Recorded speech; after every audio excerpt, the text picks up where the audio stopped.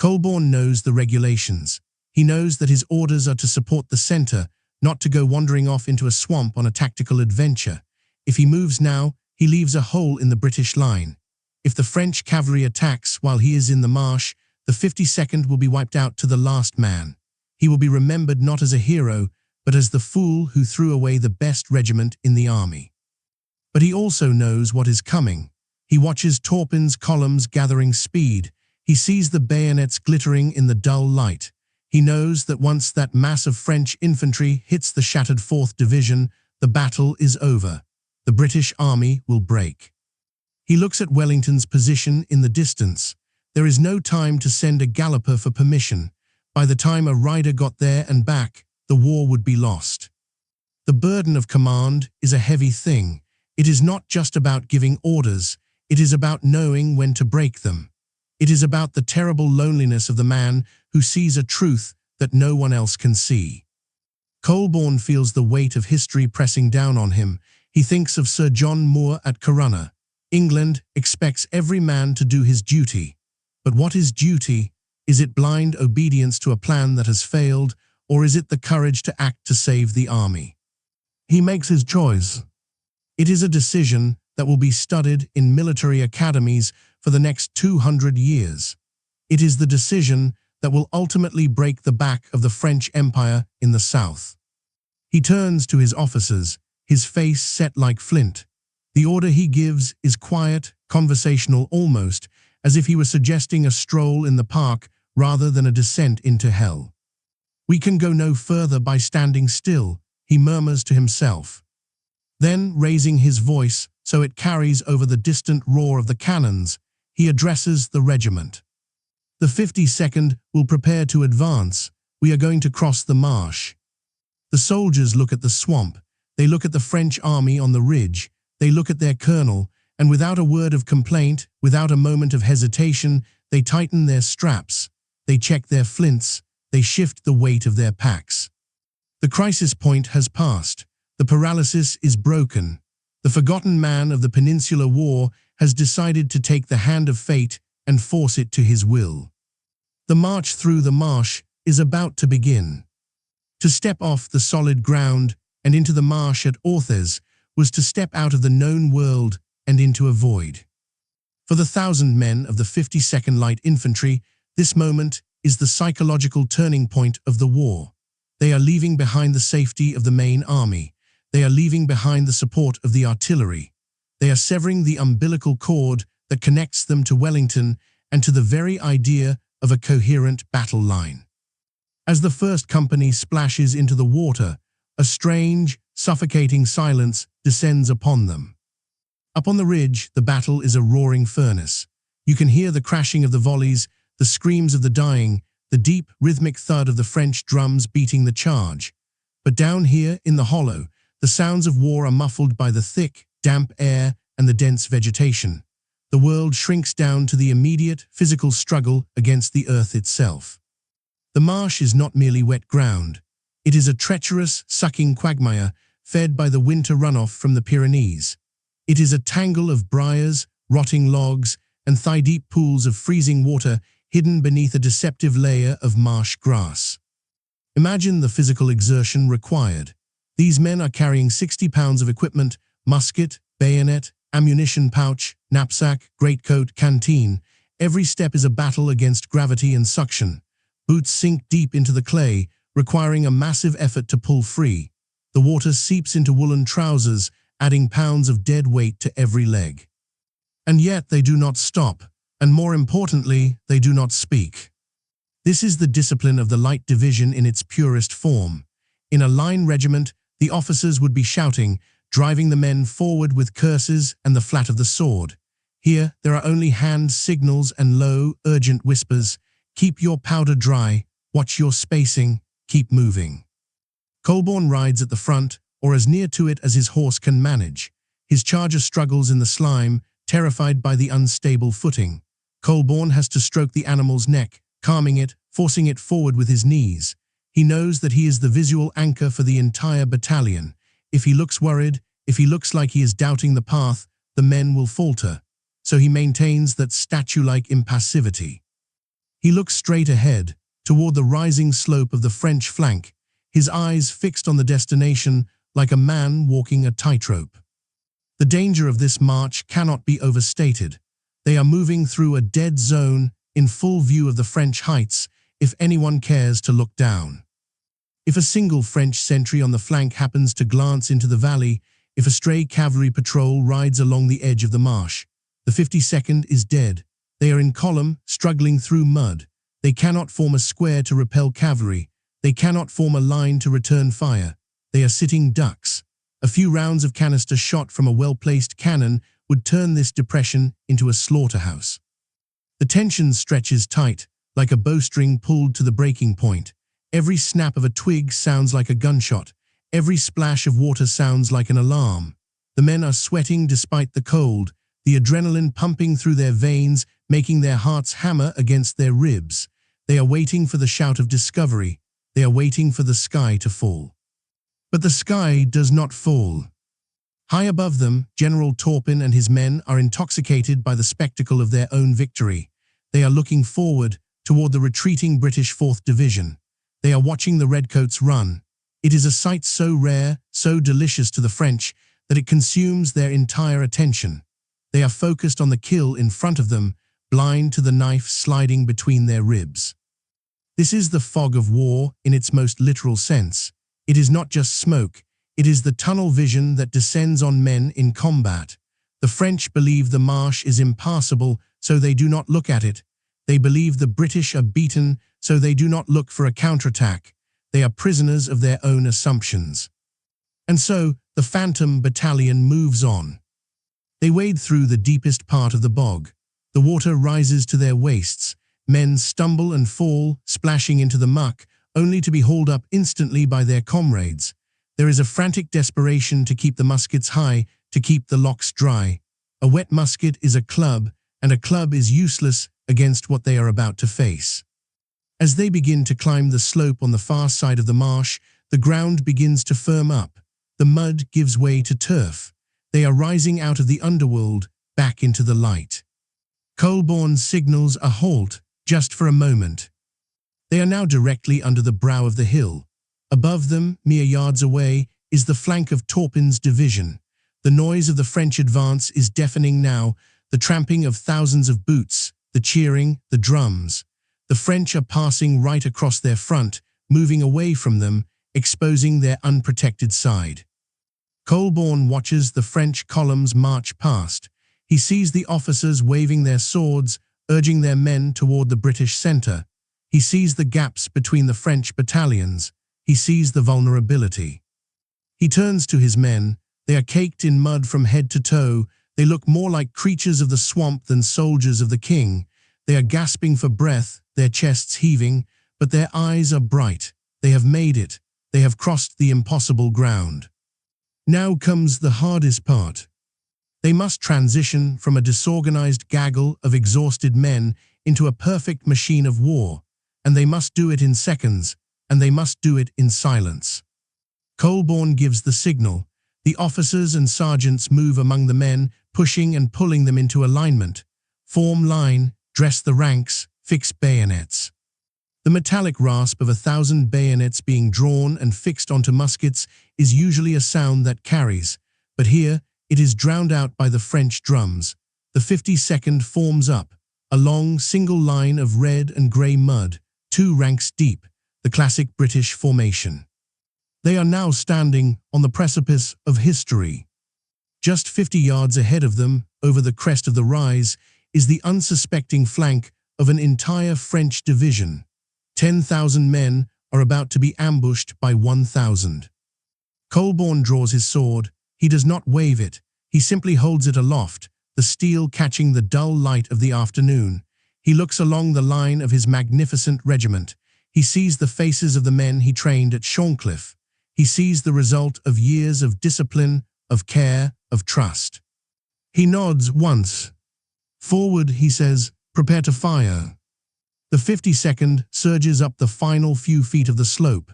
They crest the rise, and suddenly the French army is there. The scene that greets the British soldiers is surreal. They are looking at the backs and sides of the French infantry. The French are in heavy columns, deep and dense, like a forest of shakos and backpacks. They are marching away, shouting, "Vive l'Empereur." For a split second, time seems to freeze. The French do not see them. The British hold their fire. The universe pauses, taking a breath before the violence is unleashed. Then a French officer on the flank turns his head. Perhaps he heard a footfall. Perhaps he sensed a presence. He turns, expecting to see empty ground or perhaps a straggler. Instead, he sees a wall of red. He sees 1,000 muskets leveled at chest height. He sees the calm, deadly faces of the 52nd Light Infantry. His eyes widen in absolute, paralyzing horror.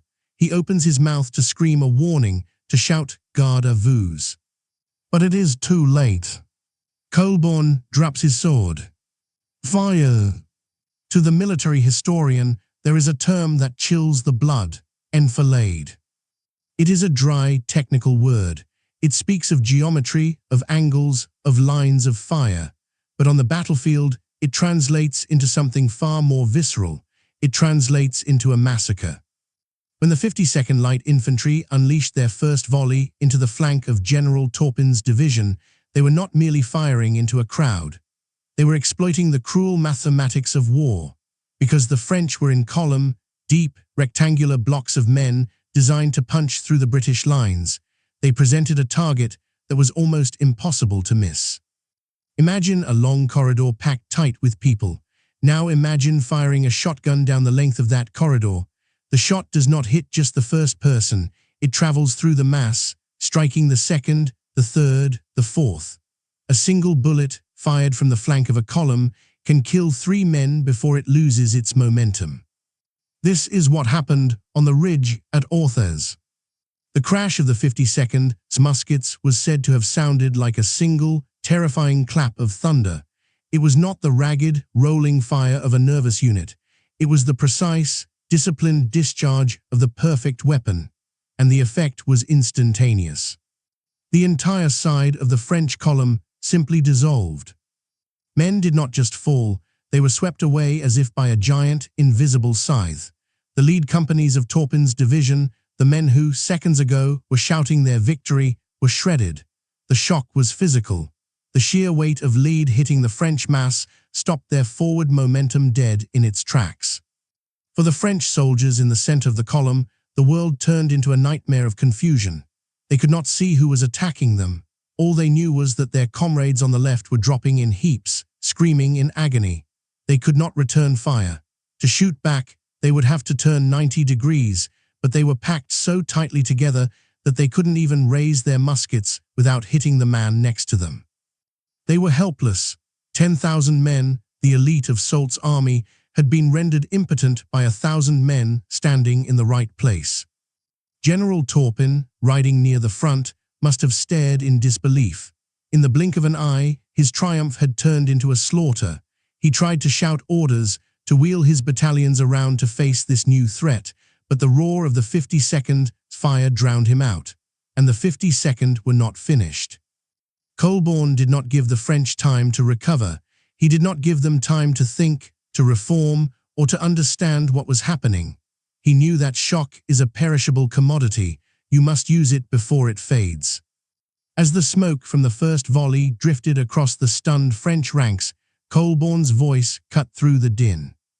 "Charge!" The 52nd did not hesitate. With a cheer that was described by witnesses as demonic, they surged forward.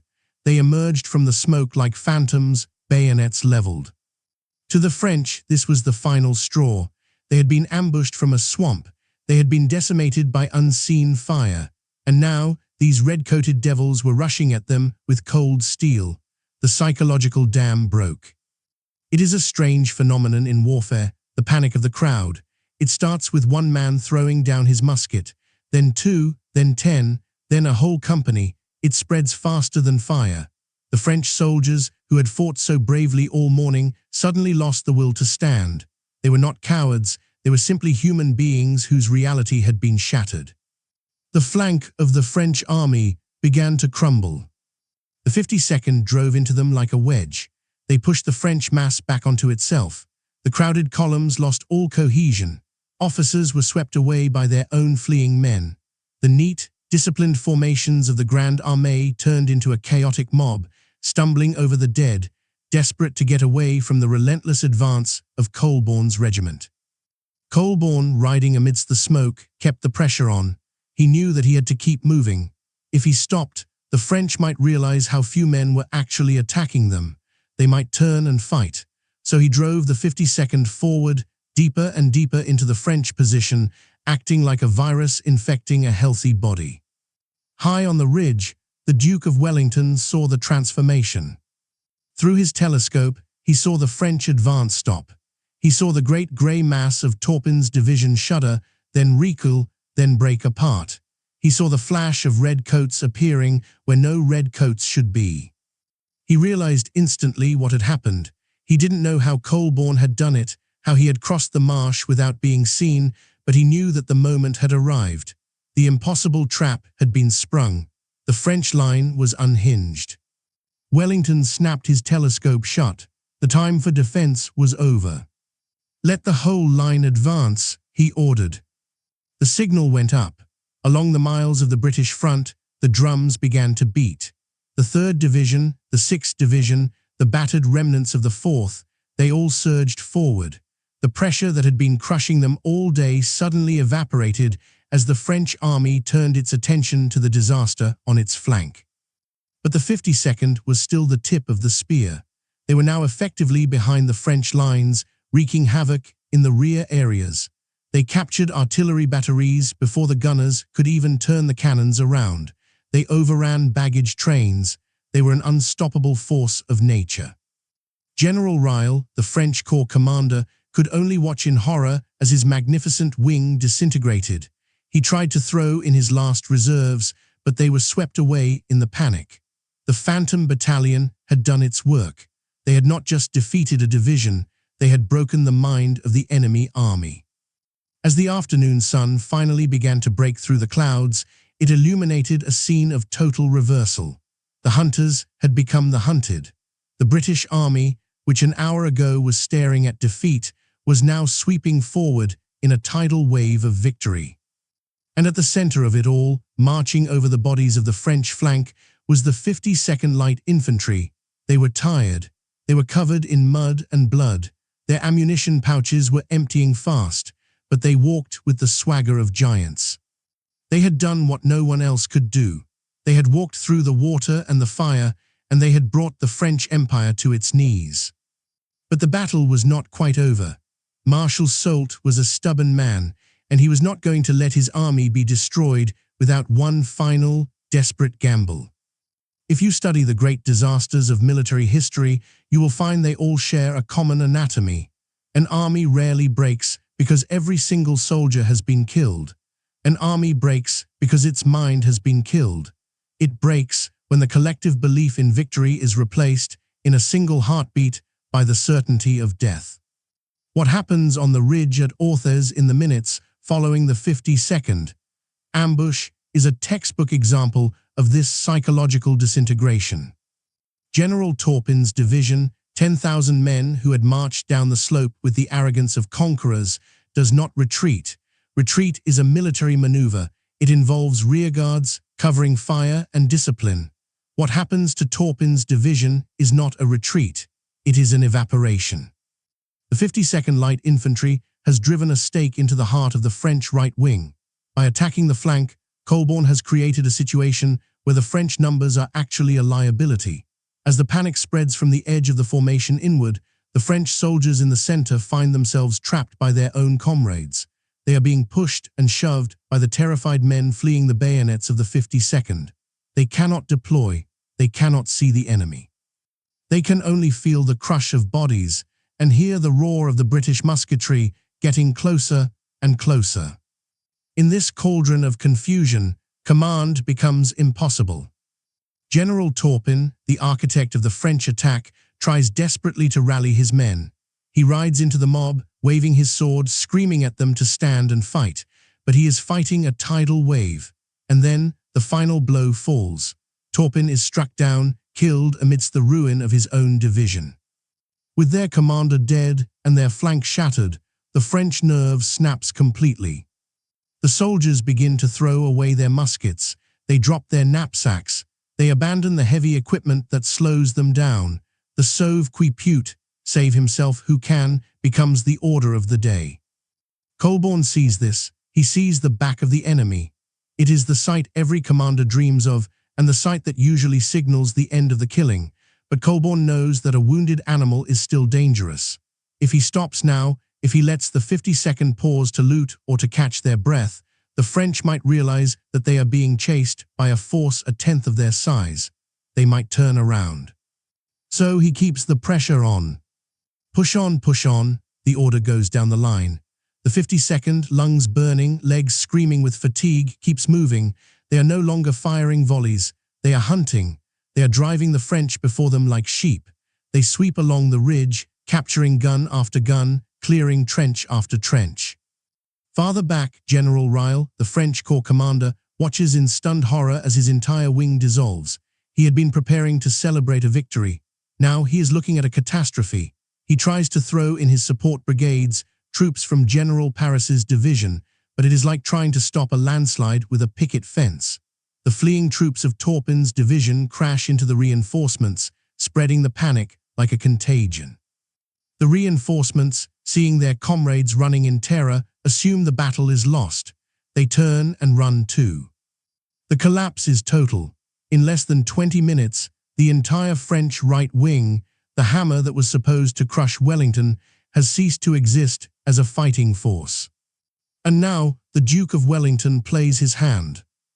From his vantage point, the Duke sees the French line unraveling. He sees the trickle of flags going down in the mud. He sees the gap that Colborne has torn in Soult's defences. The order goes out, General Advance. This is the moment the British Army has been waiting for all day. The 3rd Division, Picton's veterans who have been enduring a brutal pounding in the centre, hear the change in the tempo of the battle. They see the French waver. With a roar of relief and rage, they surge forward.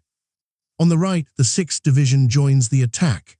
The entire Allied line, miles long, steps off in unison. It is a juggernaut. Marshal Soult, on the high ground at Moncade, looks down at the ruin of his strategy. He is a man of immense experience, and he knows when the game is up. He sees his right wing gone. He sees his centre buckling under the pressure of the general British advance. He sees his left wing isolated. The trap he built for Wellington has been dismantled, brick by a single battalion of light infantry. Soult knows he has only one option left. He must save what he can. If he stays, his army will be encircled and captured. He must order a retreat. But even a retreat is dangerous now. The roads are clogged with baggage wagons and panicked fugitives. The British cavalry is beginning to sniff the air, sensing the opportunity for a pursuit. On the ridge, the 52nd finally halts. They are miles from where they started. They are standing amidst the wreckage of the French army, abandoned cannons, overturned caissons, mountains of discarded muskets. They are gasping for air, their faces blackened with powder, their red coats stained with mud and sweat. Colborne rides along the line. He does not cheer. He does not make a speech. He simply nods to his men. It is a quiet acknowledgement of a job done to perfection. They have not just won a skirmish. They have unlocked the entire battle. They have saved the army. But amidst the elation of victory, there is a grim reality. The war is not a game of chess. It is a game of flesh and blood. As the adrenaline fades, the men of the 52nd look back at the path they have cut. The ground is littered with the bodies of the French, but also with their own. Good men who survived the march through the marsh only to fall in the final charge. And the cost of victory is about to touch the very highest level of command. As the British line sweeps forward, driving the French from their last positions, a stray musket ball, fired perhaps by a retreating French skirmisher, a parting shot of defiance, whistles through the air. It strikes the Duke of Wellington. The Iron Duke, the man who was thought to be bulletproof, the man who had ridden unscathed through the storms of Assaye, Salamanca and Vitoria, suddenly doubles over in his saddle. The news ripples through the staff like an electric shock. The Duke is hit. The Duke is down. For a terrifying moment, the victory teeters. If Wellington falls, the soul of the army falls with him. The bullet that struck the Duke of Wellington was, in many ways, the luckiest shot the French fired all day. It was a spent ball, a musket round that had lost much of its velocity after passing through the air or perhaps grazing a saddle. It struck the Duke on the thigh, smashing against the hilt of his sword and driving the steel into his flesh. It was not a fatal wound.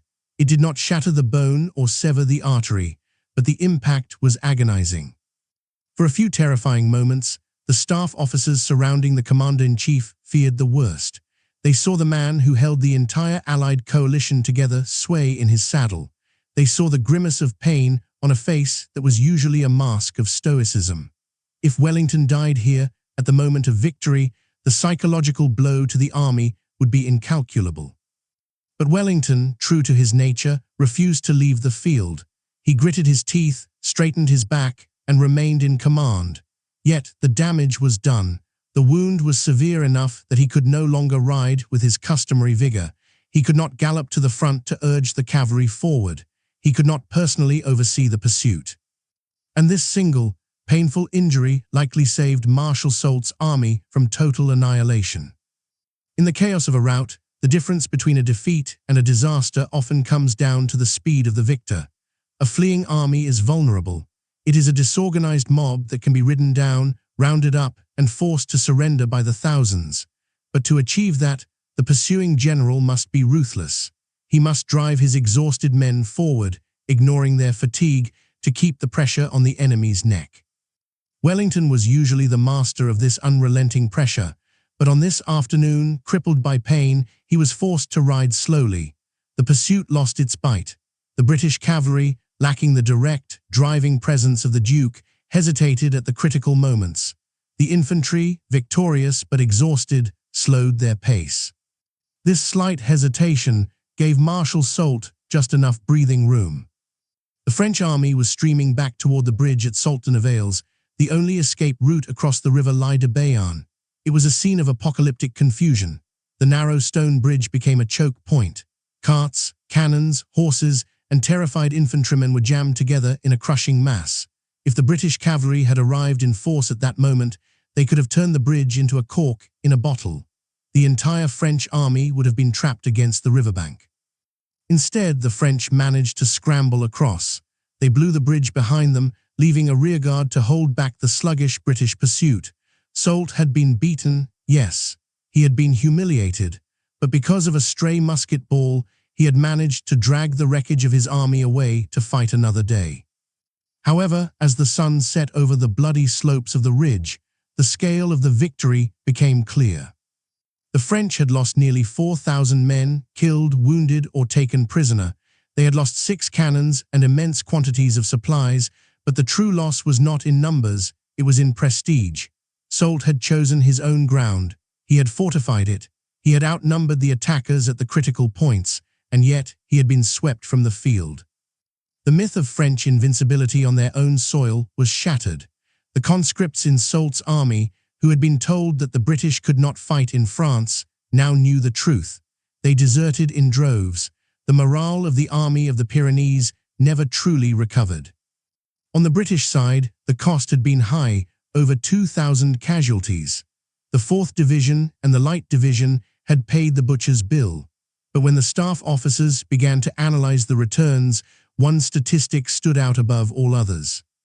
The 52nd Light Infantry, the regiment that had broken the French line, the unit that had marched into the Valley of Death and assaulted a force 10 times its size, had suffered remarkably few casualties given the magnitude of their achievement. They had lost perhaps 200 men. It was a grievous loss, certainly. Every name on the casualty list was a tragedy, but compared to the slaughter of the 4th Division at St. Boaz, it was a miracle. It proved Colborne's thesis. It proved that intelligence, speed, and surprise were far more effective protectors of a soldier's life than the rigid, shoulder-to-shoulder formations of the past. By moving through the marsh, by attacking where they were least expected, and by using their firepower with surgical precision, the 52nd had inflicted disproportionate damage on the enemy while shielding themselves from the worst of the return fire. That evening, as the adrenaline faded and the cold night air settled over the bivouacs, the men of the 52nd sat around their fires. They cleaned their muskets. They scraped the mud of the marsh from their uniforms. They were too tired for boasting. But they knew what they had done. They had seen the backs of the French army. They had seen a Marshal of France run, and they knew that it wasn't the artillery or the cavalry or the generals who had won the day. It was them.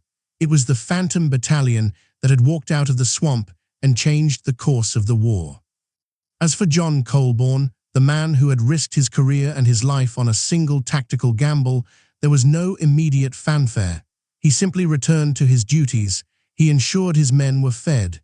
He checked the pickets. He wrote his report. He did not know it yet, but he had just written the textbook on modern infantry tactics. He had provided a blueprint that would be used, just 1 year later, on a muddy field in Belgium to defeat the greatest soldier the world had ever seen. The Battle of Orthez was over, but for John Colborne and the 52nd, the road to immortality was only just beginning. History is often taught as a series of isolated events, battles, treaties, and dates that stand alone like islands in a vast ocean of time. But to the soldier, history is a continuum. Lessons are learned in blood on one field, only to be applied on another. If the Battle of Orthez was the masterclass, then the Battle of Waterloo, fought just 1 year later, was the final exam. When Napoleon escaped from Elba in 1815 and the world was plunged back into war, John Colborne and the 52nd Light Infantry were called upon once again. They stood on the ridge at Mont Saint-Jean on that wet, miserable Sunday in June, facing a resurrected French army. The situation late in the day at Waterloo bore a haunting resemblance to the crisis at Orthez. The British army had been hammered for hours. They were exhausted, depleted, and hanging on by a thread. And just as at Orthez, the French commander played his final, desperate card. Napoleon ordered the Imperial Guard to advance. These were the immortals of the French army, huge men in bearskin caps who had never known defeat. As they marched up the slope toward the British centre, it seemed that nothing could stop them. The British battalions directly in their path were wavering. The psychological weight of the grognards was crushing the Allied resolve. But stationed on the right of the British line, watching the Guard advance, was Sir John Colborne. He was seeing a ghost. The geometry of the attack was almost identical to Turpin's advance at Orthez. The French were moving in a massive, deep column. They were focused entirely on the troops to their front, and crucially, they were exposing their flank to the 52nd.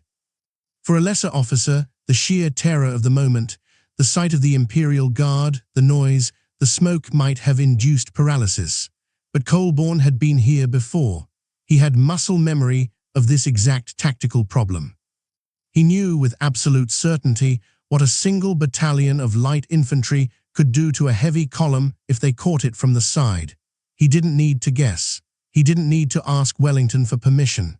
He had tested the theory in the marshes of Orthez, and he knew it worked. And so, in the most decisive moment of the 19th century, Colborne repeated his masterpiece. He acted without orders.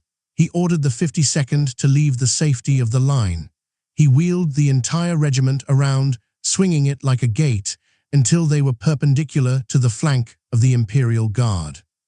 It was a maneuver of breathtaking arrogance. He was taking a single battalion out into the open, right under the noses of the French artillery. If he was wrong, the 52nd would be annihilated, and the road to Brussels would be open. But he wasn't wrong. As the 52nd unleashed their volley into the flank of the Imperial Guard, the effect was identical to the slaughter at Orthez. The French column shuddered.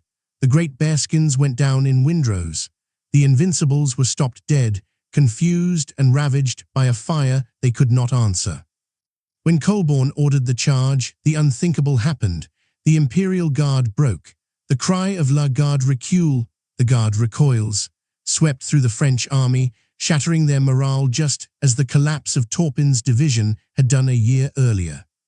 Waterloo was won in that moment. Historians have spent 2 centuries debating the credit for Waterloo. The Prussians claim it, the Guards Brigade claims it, but those who study the tactics know the truth. The blow that broke Napoleon's back was delivered by the 52nd Light Infantry. But here is the crucial connection. Waterloo would not have happened, or at least would not have been won in that fashion, without Orthez. Orthez was the laboratory. It was the place where Colborne learned that he could trust his judgment over the rulebook. It was where the 52nd learned that they could destroy a force 10 times their size if they had the courage to maneuver. If Colborne had not taken the risk at Orthez, if he had stayed in reserve and played it safe, would he have had the confidence to wheel his regiment out of line at Waterloo? Would he have hesitated? And in that moment of hesitation, would the Imperial Guard have punched through the British centre? It is one of the great what-ifs of military history, but the evidence suggests that the road to the peace of Europe began in the swampy, dead zone of the Pyrenees.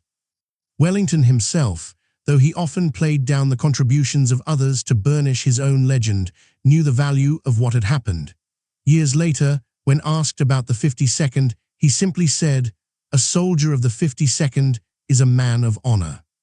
It was a rare tribute from the Iron Duke, but perhaps he was thinking back to 2 specific days, one in the mud of France, one in the mud of Belgium, where John Colborne saw what no one else saw and saved the world with a single rifle battalion. Orthez was the blueprint, Waterloo was the monument built upon it. John Colborne did not die on the battlefield. Unlike Sir John Moore, the mentor he worshipped, Colborne survived the fires of the Peninsula and the carnage of Waterloo. He lived a long, full life, eventually rising to the very pinnacle of his profession. He became a field marshal. He was elevated to the peerage as Lord Seaton. He served as a governor, an administrator, and a commander of forces in Canada and Ireland.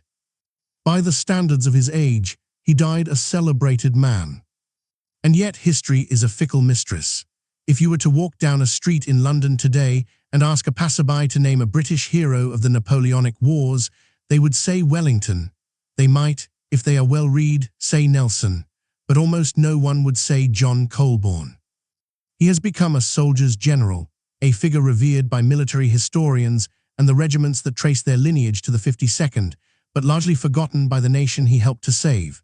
Perhaps this is the inevitable fate of the subordinate. The Duke of Wellington casts a shadow so long and so dark that it swallows up the men who actually executed his orders. The Iron Duke is the face on the banknotes and the statues. Colborne is merely a footnote in the memoirs. But to accept this hierarchy of fame is to misunderstand how wars are actually won. Wellington was the grand strategist, the man who moved corps and divisions across the map of Europe. But strategy is nothing without execution. At the sharp end, where the air is thick with smoke and the ground is slick with blood, the general is powerless. He relies on the colonel who can keep his head when the world is ending. He relies on the officer who knows when to obey orders and, crucially, when to disobey them. This is the enduring legacy of Lord Seaton. He represents the birth of the modern professional soldier. Before Colborne and the Shorncliffe system, the British soldier was often treated as little more than a beast of burden, driven by the lash. Colborne proved that a soldier treated with dignity, trained with intelligence, and trusted with initiative could achieve miracles. The victory at Orthez was not a triumph of numbers. It was not a triumph of brute force. It was a triumph of the mind. It was the victory of a man who looked at a dead zone in a swamp and saw a path to glory. It was the victory of a regiment that had been forged into a weapon so precise that it could dismantle an entire army wing in 20 minutes. In the end, Colborne's life offers us a profound truth about leadership.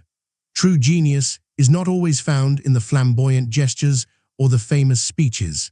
It is often found in the quiet, calculated courage of the man who stands in the mud, looks at the impossible odds, and decides to step forward anyway.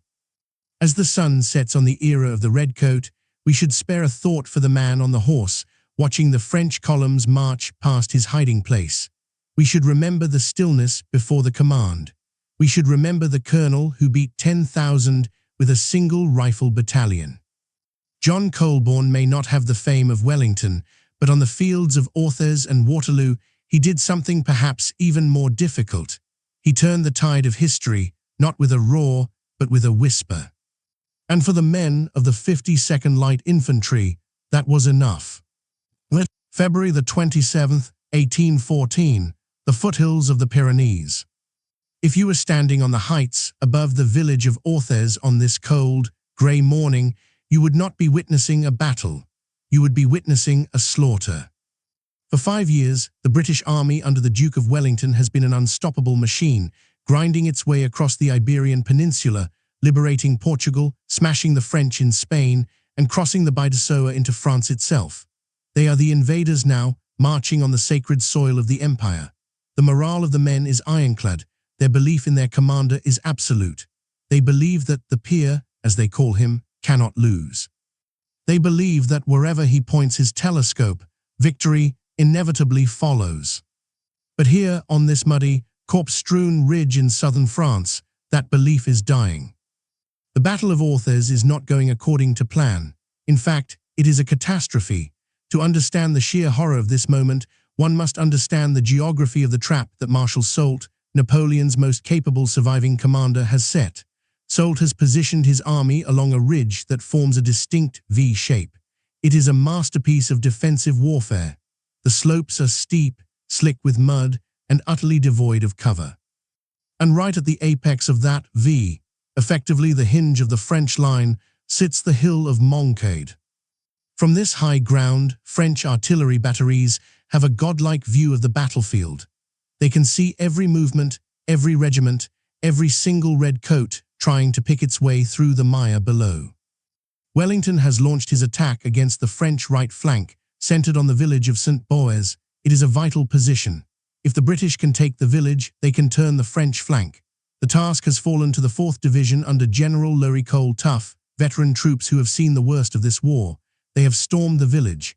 They have taken it at the point of the bayonet. But now, they must push out from the houses and onto the open ridge to break the French line. And this is where the killing ground awaits. As the British columns emerge from the narrow streets of St. Boaz, they are funneled onto a terrifyingly narrow neck of land.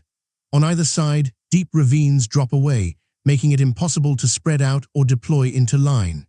They are packed together, shoulder to shoulder, a dense mass of humanity stuck in a bottleneck, and waiting for them, perfectly sighted, are 16 French heavy guns. The result is carnage on an industrial scale. The French gunners cannot miss. Round shot plows through the British files, taking off heads and limbs, turning disciplined companies into a bloody ruin in seconds.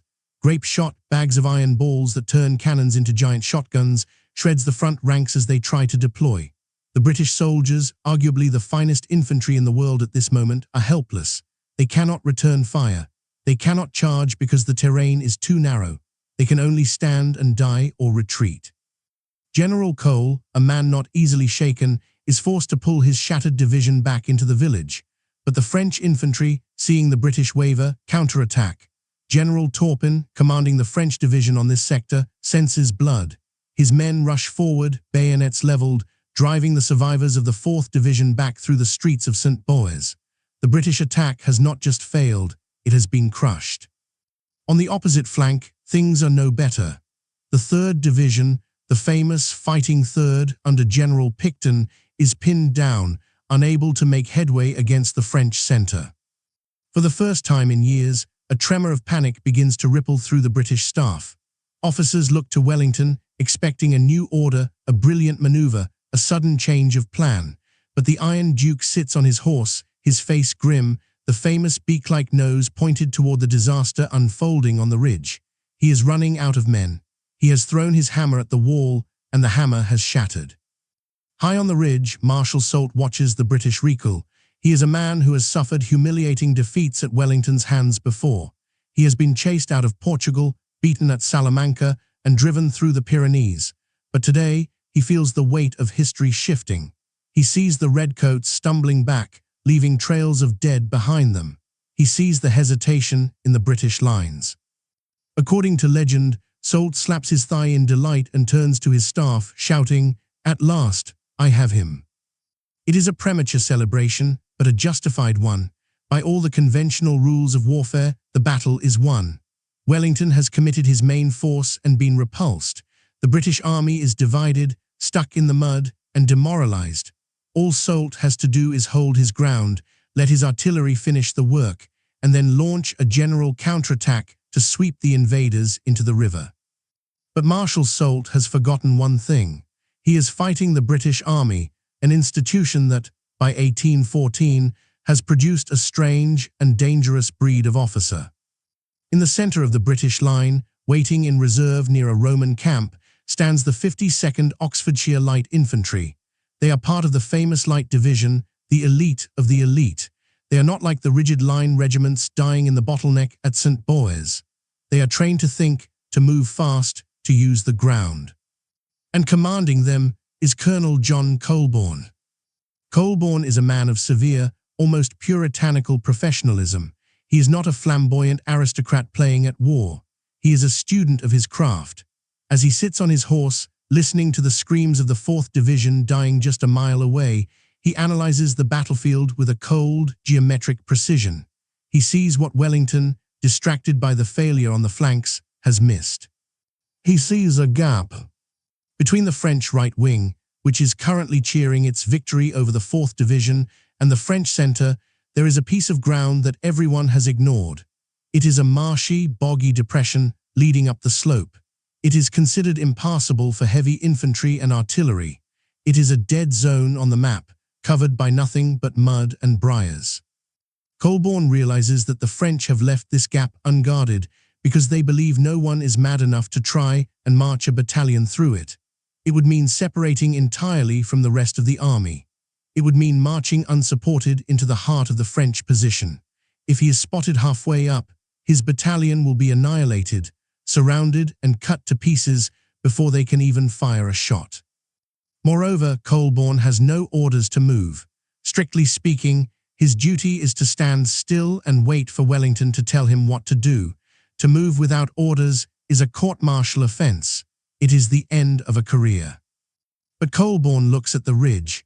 He sees the French General Turpin preparing to advance, ready to deliver the death blow to the British army. He knows that in 10 minutes, it will be too late. The battle will be lost. The invasion will fail. He turns to his officers, men who have followed him through hell and high water for years. He points his sword toward the swamp, toward the heavy grey smoke drifting off the French positions. He does not wait for the Duke. He does not wait for permission. He takes the entire weight of the war onto his own shoulders. The 52nd, he says quietly, will advance. Into the Valley of Death, one battalion begins to march. They are about to attempt the impossible. They are about to walk into the lion's mouth, betting everything on a single, devastating moment of surprise that will either save the army or destroy them all. To understand why Colonel Colborne's decision to disobey military doctrine was not just brave, but world-altering, we must pull our eyes away from the mud and blood of the Orthez Ridge. We must ascend, far above the smoke of the battlefield, and look at the map of Europe in the early months of 1814. History often remembers this period as the inevitable sliding conclusion of the Napoleonic Wars.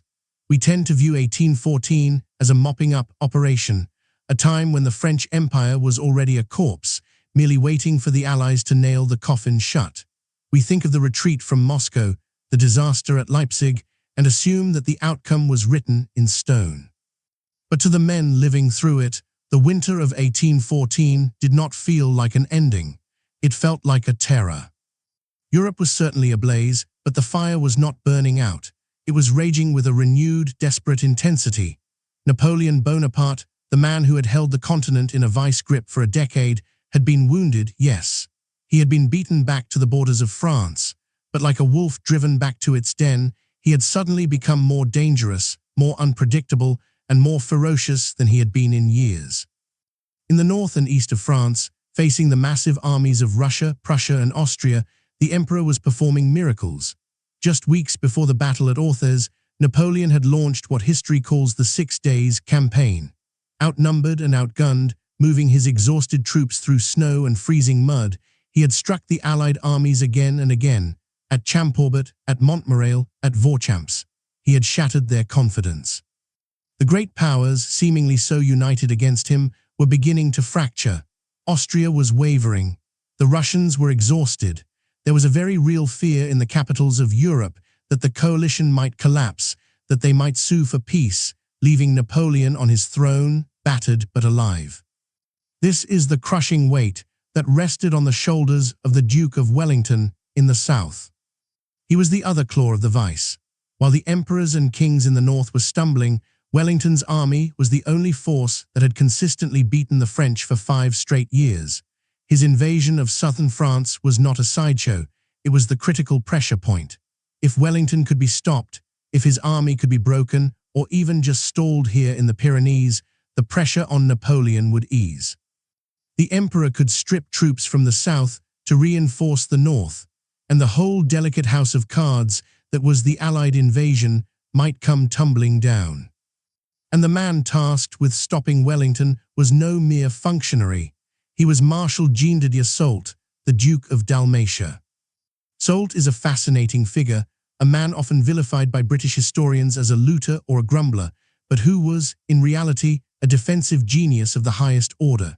He was known as the Iron Marshal. He was a veteran of the Grand Armée's glory days, a man who had stood at Austerlitz, but unlike many of his peers who had grown fat and lazy on the spoils of empire, Soult had retained a sharp, calculating mind. He knew he could not beat Wellington in a pitched battle on open ground. He had learned that lesson the hard way in Spain. The British infantry's firepower was simply too devastating. So Soult had changed the game. He had turned the geography of southern France into a weapon. For months he had been fighting a brilliant delaying action, using every river, every hill, and every farmhouse to bleed the British dry. He had turned the war into a contest of logistics and engineering. He destroyed bridges. He flooded roads. He forced Wellington to pause, to repair, to wait for supplies. Every day that Soult held out was a victory for Napoleon in Paris. By late February, Soult had backed his army up to the town of Orthez. He had chosen this ground with the eye of a master tactician. He knew that Wellington had to cross the Gave de Pau, a swollen, fast-flowing river that acted as a natural moat for the French position. But Soult didn't just rely on the river. He invited Wellington across, luring him into a position where the terrain itself would destroy him. The ridge at Orthez is not a simple straight line. It is a complex, serrated spine of rock and earth that curves inward, resembling a shallow boomerang or a chevron. This shape gave Soult the advantage of interior lines. His troops, sitting on the inside of the curve, could move quickly from one flank to another to plug gaps or exploit weaknesses. Wellington's troops, on the outside of the curve, had to march twice as far to reach the same points. Furthermore, the spurs of the ridge jutted out like fingers, creating narrow valleys between them. Any British force trying to attack the French line would be channeled into these valleys, squeezed together by the slopes, and forced to march straight into the mouths of the French cannons waiting at the top. It was a kill zone, designed by nature and perfected by Soult. Soult had roughly 36,000 men. Wellington had slightly more, perhaps 44,000, but numbers in this terrain were deceptive. In a bottleneck, 40,000 men are no more effective than 4,000 if only the front rank can fire. Soult had negated the British numerical advantage before a single shot was fired. But there was a psychological dimension to this battlefield as well. The French soldiers were fighting on their own soil now. For years, they had been the occupiers in Spain, hated by the populace, harassed by guerrillas. Now they were the defenders of the patrie. They were fighting for their farms, their villages, their families. The morale of Soult's army, which had been fragile after their defeat at Vitoria the previous year, had hardened into a desperate, cornered resolve. They believed that here, at Orthez, they finally had the advantage. And they were right. As Wellington surveyed the position on the morning of the battle, he must have felt a cold knot of apprehension. He was usually a master of reading the ground, famously wondering what was on the other side of the hill. At Orthez, he could see exactly what was on the hill, a fortress of earth and iron, but he had no choice. He could not retreat. That would be a political disaster. He could not flank the position easily without dividing his army in the face of the enemy, a maneuver that had destroyed many generals before him. He had to attack. He had to feed his men into Soult's meat grinder and hope that the sheer discipline of the British soldier could overcome the geometry of the French defense. So the stage was set not for a battle of maneuver, but for a bludgeoning match, a contest of wills between the Iron Duke and the Iron Marshal. The global stakes, the fate of the coalition, the survival of Napoleon, the future map of Europe, all narrowed down to this few square miles of muddy French countryside. It was an impossible situation, a deadlock that required something more than standard military competence to break. It required a spark of madness. It required a mind that could see past the rigid lines of formation and duty. But as the cannons began to roar and the first columns of redcoats marched forward to be slaughtered in the valleys, nobody looked to a quiet, studious colonel of the light infantry to provide that spark. They looked to the generals, the lords, and the marshals. And as the morning wore on, and the British dead began to pile up in the ravines, it seemed that the generals had no answer but to feed more men into the fire. The world was holding its breath, waiting for the invasion to fail. And for the first few hours of the battle, it looked as though Soult had indeed engineered the perfect trap. To understand the miracle that is about to happen in the marsh at Orthez, we must first understand the man who is about to order it. In the chaotic tapestry of the Peninsular War, filled with flamboyant cavalry officers, cursing sergeants, and eccentric generals, Colonel John Colborne stands apart like a statue of grey granite. If you were to look at him through a telescope on the morning of the battle, you would see a man who possesses a terrifying stillness. He is not shouting. He is not waving his hat to rally the troops. He is watching. John Colborne is 36 years old. He is a tall, handsome man with a serious, almost severe face.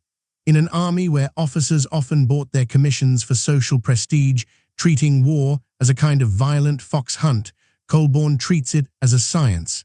He is a professional to his fingertips. But Colborne is more than just a competent soldier. He is a disciple. He is the spiritual heir to a man whose ghost still haunts the British Army, Sir John Moore. 5 years earlier, at the freezing port of Corunna, the British Army had been chased out of Spain by Napoleon himself. It was a Dunkirk-style evacuation, a moment of national humiliation and despair. The commander of that retreat was Sir John Moore, a visionary general who died on the battlefield just as the evacuation was secured. Colborne was there. He was Moore's military secretary. He was the man who knelt beside the dying general in the sand, listening to his final words, watching the light fade from the eyes of the man who had tried to save the British Army from itself. That moment forged John Colborne. To understand him, you must understand what Moore taught him. Before Moore, the British Army, like most armies of the 18th century, operated on a principle of brutal mechanical rigidity. Soldiers were drawn from the dregs of society, criminals, drunks, the desperate. The Duke of Wellington himself would later famously call them the scum of the earth. The prevailing wisdom was that these men could only be controlled through fear.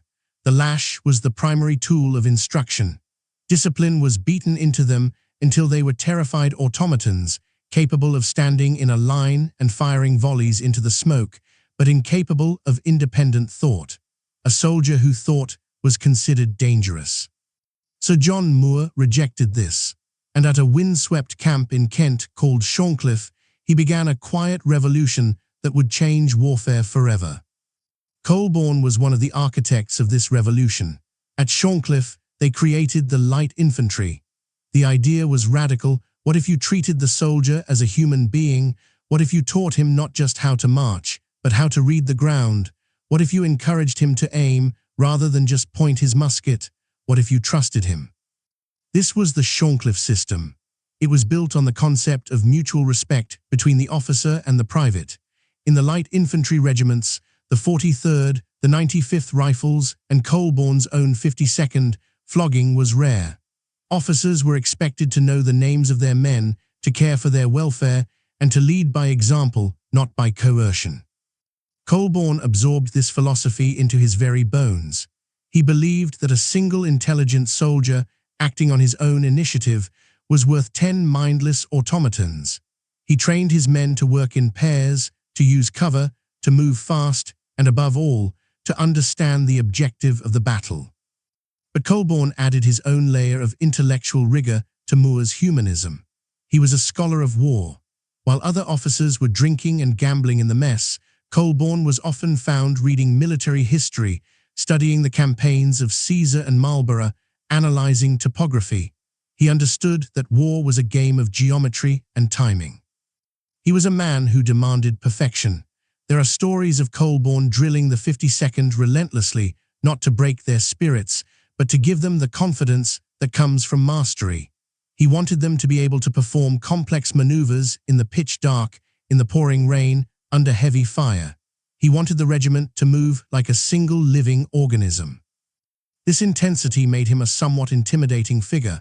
He was not beloved in the way a jovial, drinking commander might be. He was respected, feared perhaps by the lazy or the incompetent, but his men knew that Colborne would never throw their lives away. If he ordered them to do something dangerous, it was because it was necessary.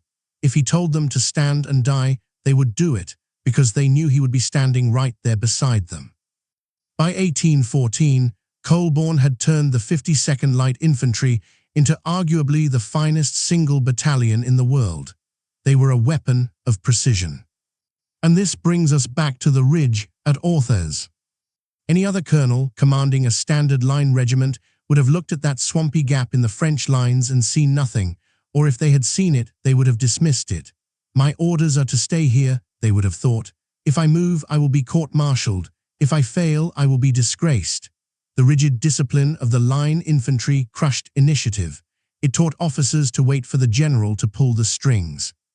But Colborne is a light infantryman. He has been trained to think.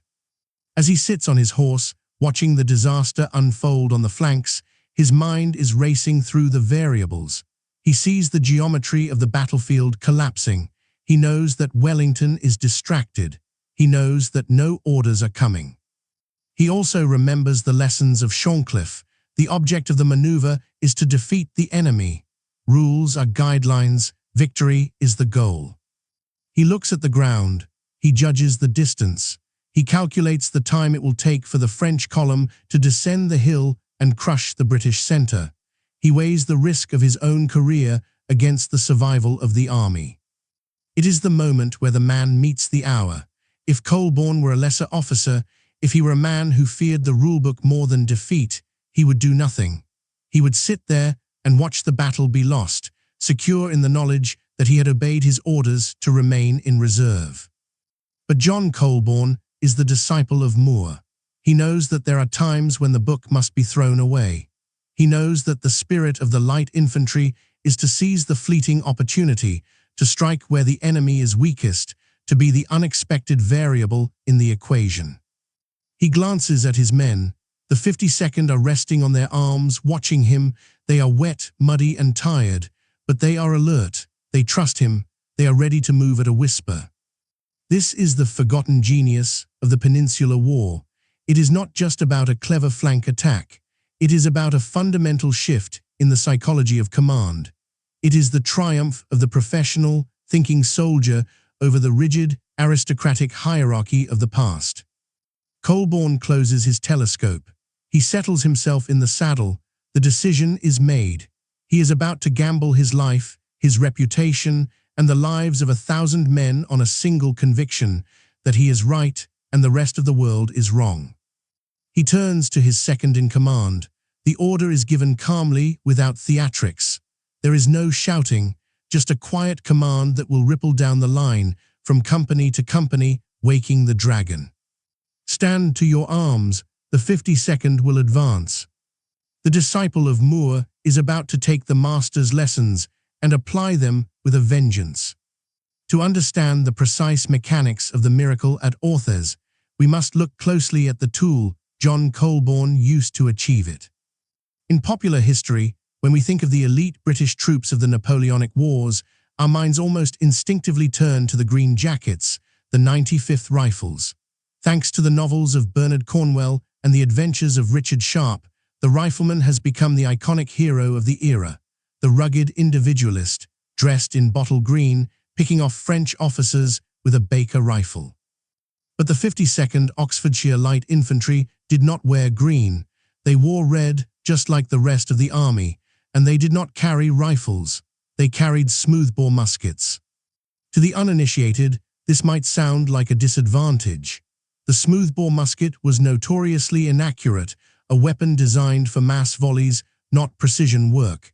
But in the hands of the 52nd, that musket became something else entirely. It became the deadliest weapon on the continent. The 52nd was a hybrid, a terrifying synthesis of two different worlds. They possessed the discipline and the crushing volume of fire of a heavy line regiment, but they moved with the speed, intelligence, and flexibility of the rifles. They were the bridge between the old way of war and the new. This unique identity was forged on the training grounds of Shorncliffe, but it was perfected by Colborne himself. He treated the regiment not as a collection of companies, but as a single, high-precision machine. The difference began with the men themselves. In a standard regiment, a soldier was expected to be a pillar of salt, mute, immobile, and obedient. In the 52nd, a soldier was expected to be an athlete. The light infantry march pace was faster than the line, 140 steps a minute compared to the standard 108. They didn't just walk, they flowed across the battlefield.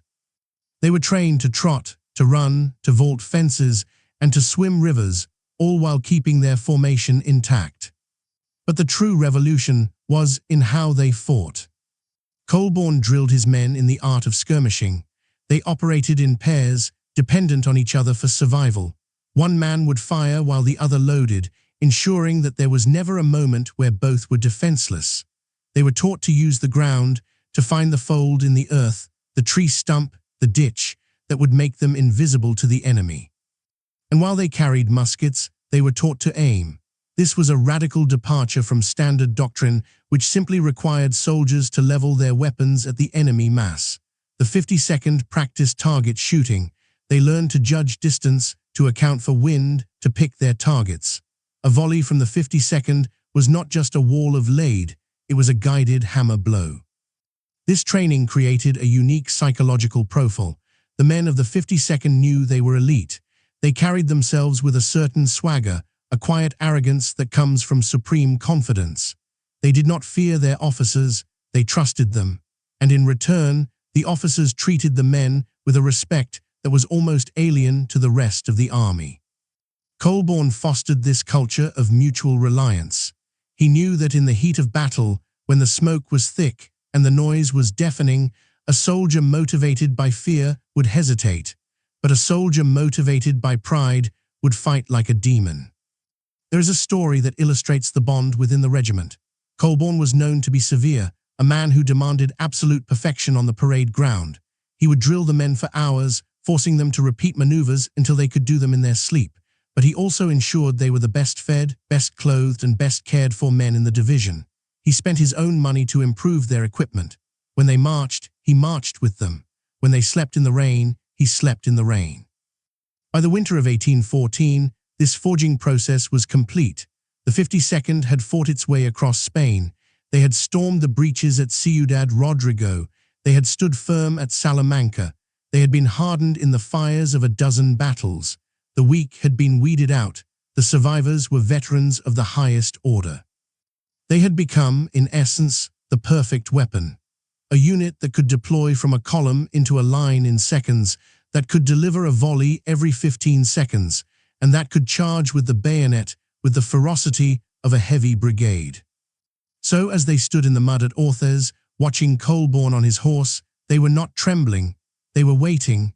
They saw the French celebrating on the ridge. They heard the screams of their comrades in the 4th Division being butchered, but they felt no panic. They knew that Colborne saw something.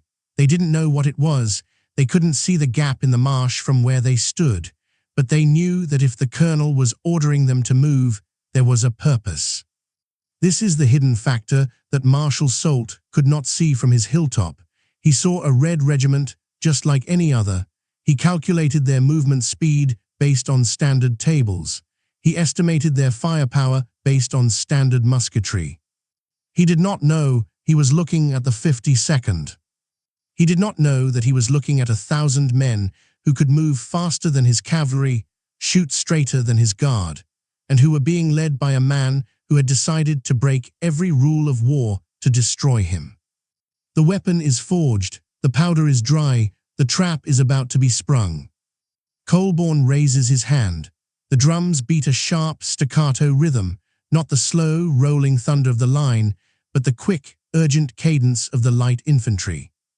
The 52nd steps off. They do not march toward the safety of the rear. They do not march toward the stalled attack on the right. They turn, in perfect unison, and march straight into the swamp. The time for training is over. The time for history has begun. To understand the magnitude of the disaster that was looming over the British Army by midday on the 27th, we must return to the cold, damp silence of dawn. The sun rose late over the Pyrenees that morning, struggling to pierce through a heavy veil of mist. For the soldiers of the Allied army, British, Portuguese, and Spanish, this mist was both a blessing and a curse. It hid their numbers from the French observers on the heights, but it also hid the terrifying reality of the terrain they were about to cross. The Duke of Wellington had conceived a plan that was, on paper, a masterpiece of coordination. It was a strategy of controlled aggression. He intended to pin Marshal Soult's center with the 3rd and 6th Divisions, while simultaneously launching a crushing hook with his left wing, the 4th and 7th Divisions, against the village of St. Bois. It was a plan that relied on timing. It relied on the different columns moving like the gears of a Swiss watch, arriving at their impact points at the precise moment to stretch the French line until it snapped. But as any veteran of the Peninsula could have told you, a plan is only as good as the ground it is fought on. And the ground at Orthez was about to rebel. As the drums beat the general and the columns began to slog forward, the mud immediately began to drag at the wheels of the artillery. The roads, churned up by days of rain, became quagmires. The infantry slipped and slid, their heavy packs cutting into their shoulders, their boots caked in clay.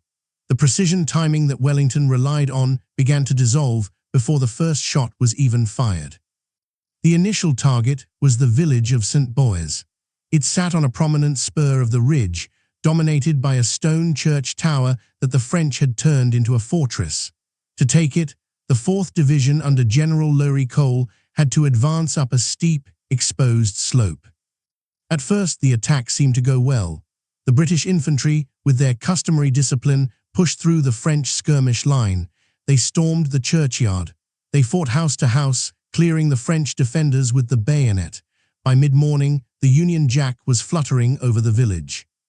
But this success was a mirage. It was exactly what Marshal Soult had been waiting for. By taking the village, General Cole had walked into the jaws of the trap. The village was not the objective, it was the bait. To advance any further, to actually threaten the main French line, Cole's men had to debouch from the village onto that narrow, murderous neck of land we described earlier. And at that moment, the trap sprang. As the 4th Division surged out of the village, expecting to sweep the French away, they ran into a wall of iron. The French General Turpin had positioned his artillery batteries in a crescent shape, creating a convergence of fire that was mathematically perfect. The noise was apocalyptic. The roar of the cannons bounced off the hillsides, creating a deafening cacophony that drowned out orders and screams alike. The British column was struck from the front and both flanks simultaneously. Entire files of men simply vanished in red mist. It is difficult to convey the psychological horror of such a moment. These were men who had stood firm at Albuera and Badajoz. They were not easily frightened, but this was not a battle, it was an execution. They could not deploy into line to return fire because the ground fell away sharply on both sides. They were trapped in a bowling alley, and they were the pins. Panic, usually a stranger to this army, began to whisper in the ranks. Men started to look back. The momentum of the charge died, replaced by a shuddering paralysis. Then came the second blow. Supporting the British attack were several battalions of Portuguese caçadores, light infantry, who had earned a reputation for fierce bravery during the war. But even the bravest men have a breaking point. As they tried to move up to support the crumbling 4th Division, they were caught in the same crossfire. They saw the British retreating, a sight they had almost never witnessed. They saw the mangled bodies piling up in the ravine, and suddenly the cohesion of the Portuguese units evaporated. They broke. It was not a chaotic rout at first, but a steady, uncontrollable drift to the rear. But as the French infantry saw this, as they saw the backs of their enemies, they let out a roar of triumph. The pas de charge, the rapid drumbeat of the French attack, began to roll across the valley. General Turpin, seeing the chaos in front of him, unleashed his infantry. Thousands of Frenchmen, bayonets fixed, surged down the slope. They were no longer the passive defenders, they were the hunters. The British line began to buckle. The 4th Division was effectively smashed. The 7th Division, trying to come to their aid, was getting tangled in the fleeing Portuguese troops. The entire left wing of Wellington's army was dissolving into a confused mob. From his command post, Wellington watched the disintegration with a face of stone. He was seeing the nightmare scenario unfold. If the French broke through on the left, they would roll up his entire line. They would drive him into the river. The army would be cut in half. He sent aides-de-camp galloping through the mud, desperate to find reserves, desperate to plug the gap. But the reserves were miles away, struggling through the same mud that had slowed the attack. The French were now confident. You could hear it in their cheers, rising above the musketry. They knew they had won. They had weathered the storm, and now they were going to sweep the English into the sea. The psychological balance of the battle had shifted violently. The invincible Wellington was being beaten. It was amidst this chaos, this crescendo of noise, smoke, and terror, that the gap in the marsh remained unnoticed by almost everyone. The focus of the entire world was on the slaughter at St. Boaz. Every eye was fixed on the collapsing left wing. Except for one pair of eyes. In the center, the 52nd Light Infantry stood motionless. They were an island of calm in a sea of panic. They could see the disaster happening to their left. They could see the French columns gathering for the kill. They knew that in a matter of minutes, that French wave would crash over them as well. But they were not looking at the disaster, they were looking at their colonel. John Colborne sat on his horse, checking his pocket watch. He was watching the French General Turpin's division advancing, becoming intoxicated with their own success. He saw them moving further and further away from their central support, drawn out by the retreating British like a rubber band being stretched to its limit. The trap had sprung on the British, yes, but in doing so, the French had inadvertently opened a door that only a madman would try to walk through. Colborne snapped his watch shut. The morning was over. The afternoon of blood was about to begin. By midday, the Battle of Orthez has ceased to be a battle of maneuver. It has devolved into a crisis of survival. To stand next to the Duke of Wellington at this specific hour is to witness a titan of the age confronting his own mortality. The Duke is known for his icy composure. In the heat of action, while others shout and panic, he is usually the calmest man on the field, chewing on a crust of bread, writing orders on his knee, viewing the carnage as a chess player views a board. But today, the chess board has been overturned. The retreat of the 4th Division from St. Boaz is not just a tactical setback, it is a strategic catastrophe. As the broken remnants of General Cole's regiments stream back past the Duke's command post, the reality of the situation becomes undeniable. The V-shaped ridge, which looked like a difficult nut to crack at dawn, has become a vice, and the vice is closing. Wellington knows the arithmetic of war better than any man alive. He knows that an army is a fragile organism. It relies on momentum and confidence. When the forward momentum stops, when the men see their own dead piling up in drifts without gaining a yard of ground, the rot sets in. The fog of war here is literal, thick, choking smoke from thousands of muskets clinging to the wet earth, but the fog of defeat is thicker. It is a contagion that moves from the front lines to the rear, turning soldiers into fugitives. General Picton, commanding the fighting 3rd Division in the center, is stalled. He is facing the French division of Foy, and while Picton is not retreating, he cannot advance. He is holding on by his fingernails, engaging in a brutal, static firefight that is draining his ammunition and his manpower. And on the right, General Hill is still miles away, trying to force a crossing over the river to flank the French. He might as well be on the moon. By the time Hill arrives, there will be no army left to support. The crisis point has arrived. This is the moment in every great battle where the result hangs suspended in the air. It is the moment where a lesser commander breaks. Wellington turns to his staff. His face is grey, streaked with soot. He snaps, "We can go no further." It is a rare admission of impotence from the Iron Duke. He has thrown his best infantry into the meat grinder of the narrow ridge, and they have been chewed up. He has no fresh reserves to throw into the gap on the left. If he persists, he will only destroy what is left of his army. But if he retreats, to retreat now, with the river Gave de Pau at his back, would be suicide. The bridges are narrow. The panic would cause a crush. The French cavalry would ride them down before they could get halfway across. He is cornered.